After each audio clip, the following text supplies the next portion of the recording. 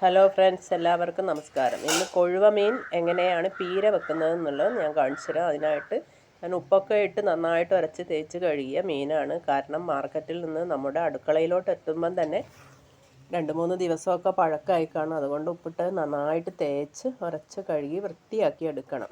ഇതിന്മേന് നല്ല ഏത് മീൻ കിട്ടിയാലും അതിന് വേണ്ട അരപ്പാണിത്. തേങ്ങ, മഞ്ഞൾപ്പൊടി, ചുവന്നുള്ളി, ഇഞ്ചി, പച്ചമുളക്, കറിവേപ്പില, പിന്നെ അതിനാവശ്യമുള്ള 2-3 ചെറിയ കുടംപുളി. അത് നല്ല പുളിയുള്ളതായതുകൊണ്ടാണ് കുറച്ച് പുളി എടുത്തത്. പിന്നെ അതിൻ്റെ അരപ്പ് നമ്മൾ മിക്സിയിൽ വെള്ളം ചേർക്കാതെ ചതച്ചെടുത്തതാണ്. അത് നമ്മൾ മീനിലോട്ടിട്ട് കുടംപുളി ചേർക്കുക. ഉപ്പും ചേർത്തിട്ട് കൈകൊണ്ട് ആവശ്യത്തിന് ഉപ്പ് കുടംപുളി ചേർത്തിട്ട് കൈകൊണ്ട് നന്നായിട്ട് പുരട്ടി യോജിപ്പിക്കണം. അപ്പോൾ അരപ്പ് മീനിലെല്ലായിടും പിടിക്കുന്നവരെ കൈകൊണ്ടൊന്ന് പുരട്ടിയെടുക്കണം.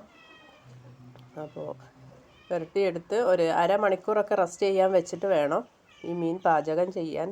പെട്ടെന്ന് വേവുന്ന മീനാണ്. ചെറിയ സിമ്മിലിട്ട് നേരിയ ആവിയിൽ ഇങ്ങനെ വെന്താൽ മതി. അപ്പോൾ അങ്ങനെ റെഡിയാക്കി അരപ്പൊക്കെ റെഡിയാക്കി എല്ലായിടും മീനിലെല്ലായിടും പിടിച്ച്. ഇനി വേണമെന്നുണ്ടെങ്കിൽ നമുക്ക് മിക്സിയുടെ അടിക്കകത്ത് കുറച്ച് അരപ്പ് കാണുമല്ലോ, അതിലേക്ക് ഒരു തുള്ളി വെള്ളം ഒറ്റിച്ചിട്ട് ഒരു കൈവെള്ളം പോലെ കുറച്ച് തളിച്ചാൽ മതി.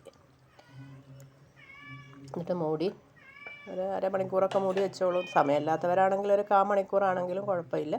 എന്നിട്ട് മൂടി വെച്ച് വേവിച്ചാൽ മതി. അതിനിടയ്ക്ക് ഞാൻ പറയുന്നത്, എൻ്റെ ചാനൽ സബ്സ്ക്രൈബ് ചെയ്യാത്തവരാണെങ്കിൽ എൻ്റെ ചാനൽ സബ്സ്ക്രൈബ് ചെയ്യണം.